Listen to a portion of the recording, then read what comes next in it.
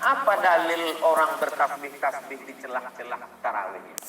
Kemudian ada tasbih-tasbih di celah-celah, di sela-sela tarawih.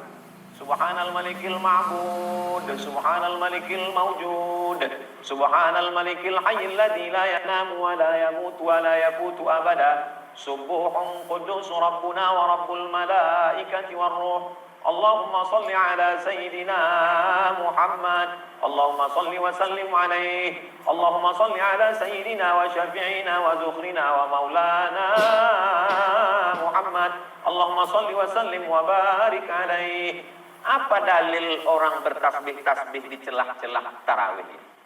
Maka ketika duduk istirahat, orang Makkah itu duduk istirahatnya sambil tawaf. Ada yang baca Quran, ada yang berzikir, tapi sebagiannya tawaf. Subhanallah walhamdulillah wa la ilaha illallah wallahu akbar. Sambil menggerak-gerakkan kaki karena tegak lama berdiri. Orang Madinah tak bisa tawaf. Maka orang Madinah yang tak bisa tawaf tadi mereka baca Quran, berzikir. Maka disitulah dalil pengambilan boleh tasbih di celah-celah tarawih. Bukan kata Ustaz Abdul Somad. Saya membaca kitab, kata Syekh Atiyah Sohar. Apa bacaan orang waktu tawaf? Tasbih. Subhanallah walhamdulillah wa la ilaha illallah wallahu akbar. Apa bacaan orang ketika berzikir duduk? Tasbih. Subhanallah wa bihamdihi subhanallahil azim. Kalau boleh bertasbih waktu tawaf di sela-sela tarawih, kalau boleh tasbih ketika menunggu istirahat imam, kenapa tak boleh bertasbih saat Bilal mengisi celah-celah sela-sela tarawih? Itulah dalil boleh bertasbih.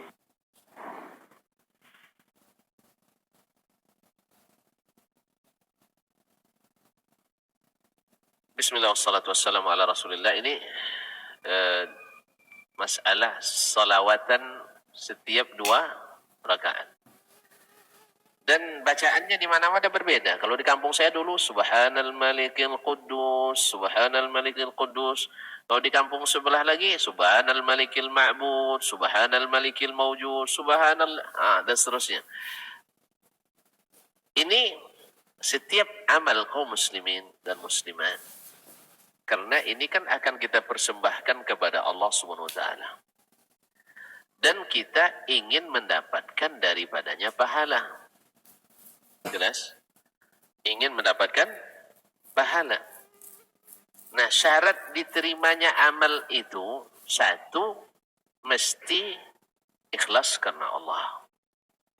Yang kedua, mesti berdasarkan dalil yang datang dari Allah dan Rasul sallallahu alaihi wasallam. Lalu kita katakan, sebagian mengatakan, daripada diam-diam aja lebih baik berselawat. Ilmu itu kaum muslimin tidak hanya dengan daripada lebih baik. Tidak bisa begitu. Atau dengan umumnya anjuran selawat ke Nabi alaihissalatu wassalam. Nabi memang menganjurkan kita untuk banyak berselawat. Itu tidak kita pungkiri. Cuman yang mengatakan ini, berselawatlah kalian kepadaku banyak-banyak. Allah juga perintahkan berselawat dan salamlah kepada Nabi banyak-banyak. Nabi menyampaikan ini lalu tidak dipraktekkannya atau dia praktekkan? Artinya Nabi menyuruh kita berselawat, Nabi juga mengucapkan selawat benda. Saya ulang lagi, mungkin belum dipahami. Ketika Nabi mengatakan atau menganjurkan berselawat, Nabi ajarkan tak kepada sahabat caranya? Diajarkan caranya? Dipraktekkan tak oleh sahabat? Dipraktekkan. Baik. Kan Nabi bukan hanya kasih perintah, beliau juga eksekutor dalam segala amalan kita. Datang perintah salat, disuruhnya salat. Lalu beliau sebutkan, sallu kama ra'aitumuni usalli. Lalu Nabi menganjurkan kita berdoa, beliau juga mengajarkan doa itu di tempat dan waktu serta bahkan sebagian bacaannya. Jadi beliau ajarkan. Sekarang pertanyaannya, salat tarawih itu berapa lama dilaksanakan di zaman Nabi masih hidup? 9 kali. Karena Nabi diwajibkan kepadanya berpuasa tahun kedua Hijriyah. Ahsant. 9 tahun mereka melakukan salat tarawih. Ada yang berjamaah, ada yang sendiri. Ada jemaah, ada sendiri. Nabi pernah tidak mimpin jemaah tarawih? Pernah. 3 malam. Ada yang riwayat 5 malam.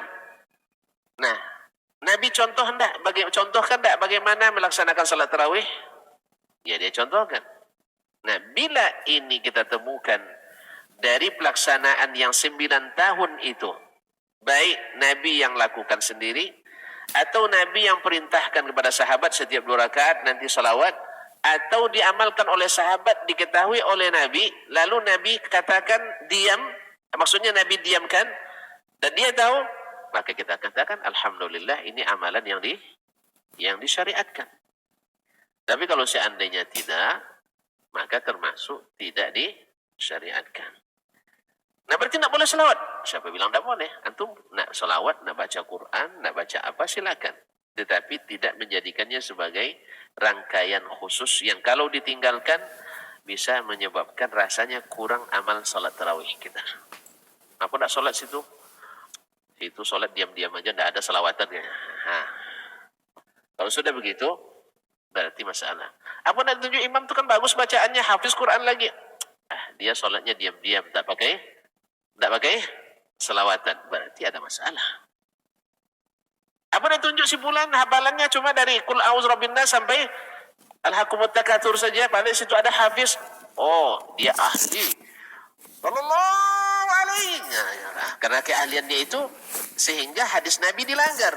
Nabi katakan yang jadi imam yang paling qari, yang paling berilmu tentang Al-Quran. Setelah itu yang paling berilmu tentang sunnah. Setelah itu yang paling berilmu tentang fikih. Setelah itu baru yang berilmu yang mana yang lebih duluan masuk Islam. Setelah itu baru yang terakhir mana yang lebih tua. Tapi gara-gara ini salawatan yang dibuat tadi, ini jadi patokan untuk menunjuk imam. Kalau imamnya salawatan, pakai. Walaupun hafalannya hanya dari Alhaakumut takatsur sampai paling tinggi Wadduha, sampai An-Nas. Padahal ini hafiz 15 juz. Bacaannya hebat. Ini antara ra dengan ghain sama. Hamzah, ain, semuanya sama. Hak besar, hak kecil sama. Bahkan ada huruf yang banyak dimakan di telannya. Cuman apa bedanya? Pandai selawat. Nah, ini masalah di sini. Karena Nabi tidak syaratkan itu untuk jadi imam tarawih. Di sini cinta kita teruji. Ya, mencintai produk Nabi SAW atau mencintai produk orang yang jauh dari Nabi SAW. Tentu saja ini tergantung selera dan daya beli lagi. Siapa yang suka yang asli-asli, dia siap beli dengan harga tinggi. Tapi yang suka yang imitasi, yang penting murah asal meriah. Jadi kalau nak selawat silakan. Saat 2 rakaat saya baca selawat, tidak ada yang larang, tak ada larang. Asal nak baca subhanallah walhamdulillah wala ilaha illallah akbar, silakan. Atau nak seisi dengan baca Quran 1 juz antara 2 rakaat, tapi tak sempat ya. Tak sempat. Kalau di sana sempat. Saya pernah solat di Hail, solat malamnya, solat 2 rakaat, 4 rakaat, habis itu istirahat. Kalau nak tidur antum sempat. Ya begitulah, nak makan dulu, masak dulu, tapi jangan masak yang banyak-banyak ya. Masak telur goreng, kemudian masak rice cooker. Insya Allah sempat makan, baru masuk ke rakaat ke-5 dan ke-6. Karena memang tarawih itu kan santai, bukan berkejar-kejar. Tarawih itu santai, makanya ya bukan target cepat selesai, tapi target hebat selesai. Karena apa? Karena yang dinilai Allah nanti bukan siapa yang paling cepat, tidak, tapi siapa yang paling hebat. Liyabluwakum ayyukum ahsanu amala. Dan kita sepakat tak ada amalan yang lebih hebat dari amalan Nabi SAW. Dan beliau yang paling bertakwa, beliau yang paling beriman, beliau yang paling berilmu. Mudah-mudahan cinta kita juga lulus di sini. Ya, jangan pahami tak saya melarang selawat, tidak. Tidak, demi Allah saya menganjurkan banyak-banyak berselawat kapanpun, baik di salat malam ataupun di waktu kita sedang bekerja, sedang berjalan, sedang apa, banyak selawat ke Nabi SAW. Tapi menjadikannya sebagai bagian tak terpisahkan dari salat tarawih, ini melanggar sunnah Nabi SAW. Sekiranya